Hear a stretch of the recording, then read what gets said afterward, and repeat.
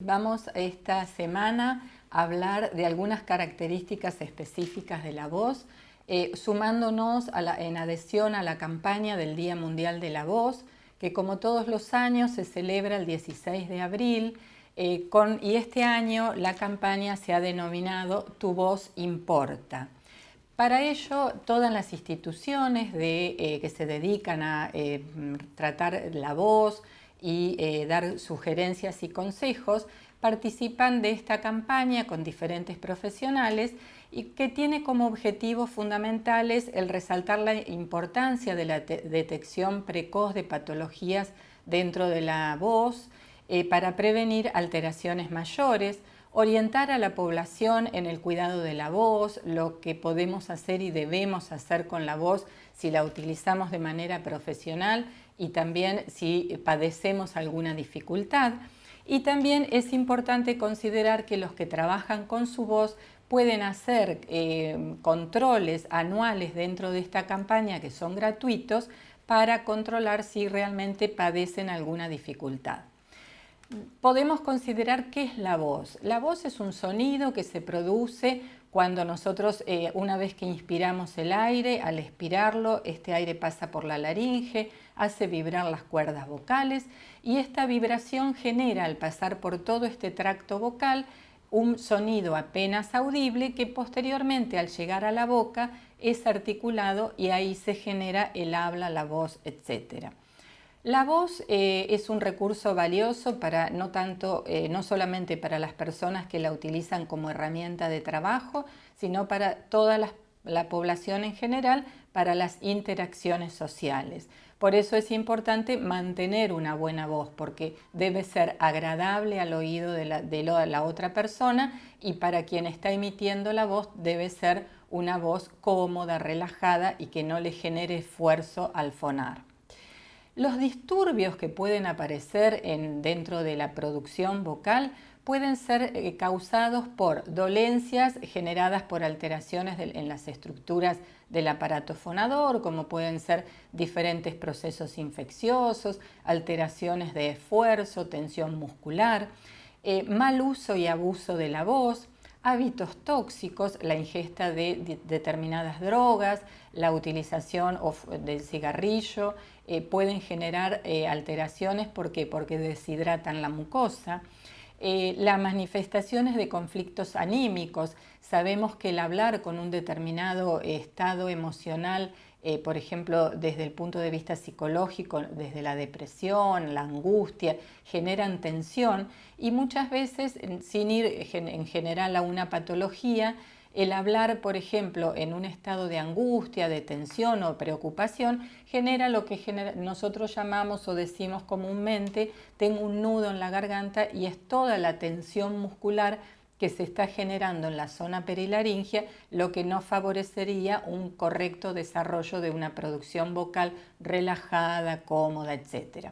Hablábamos del abuso vocal. ¿Qué es el abuso vocal?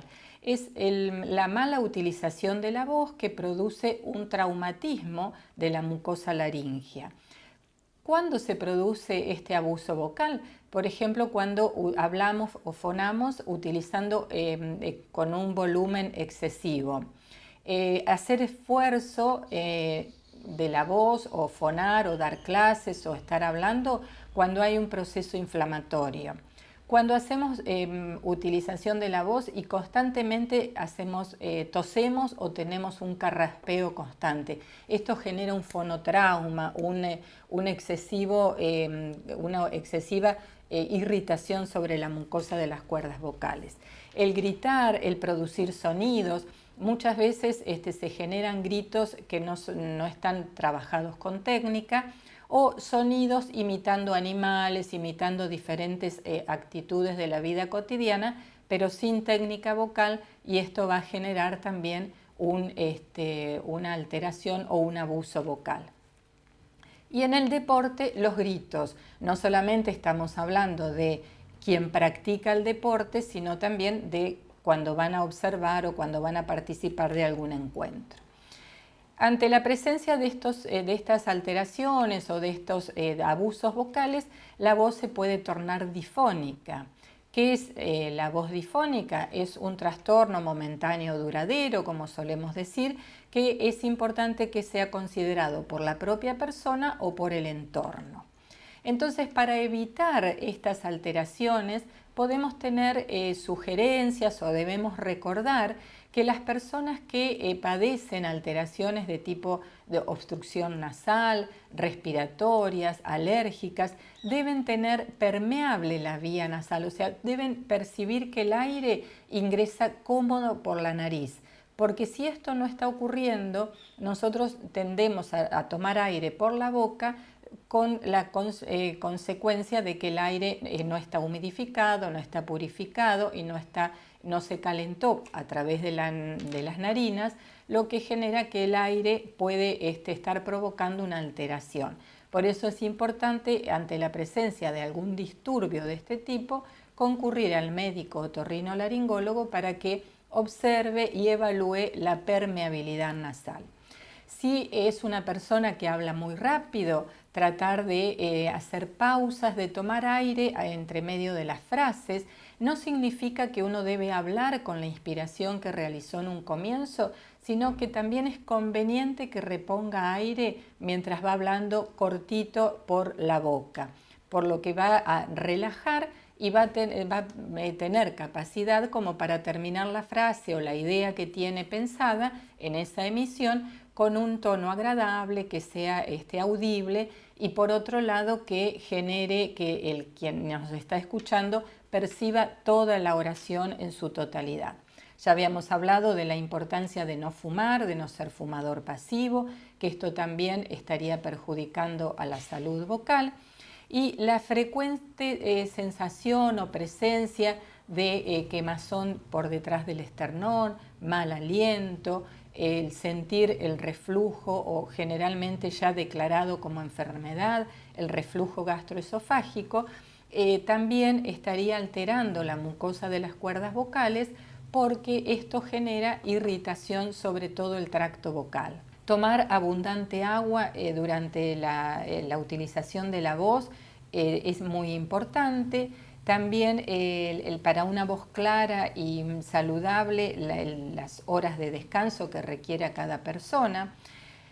También es importante considerar la ingesta de determinados medicamentos porque muchas veces los antihistamínicos o medicaciones para determinadas patologías resecan la mucosa.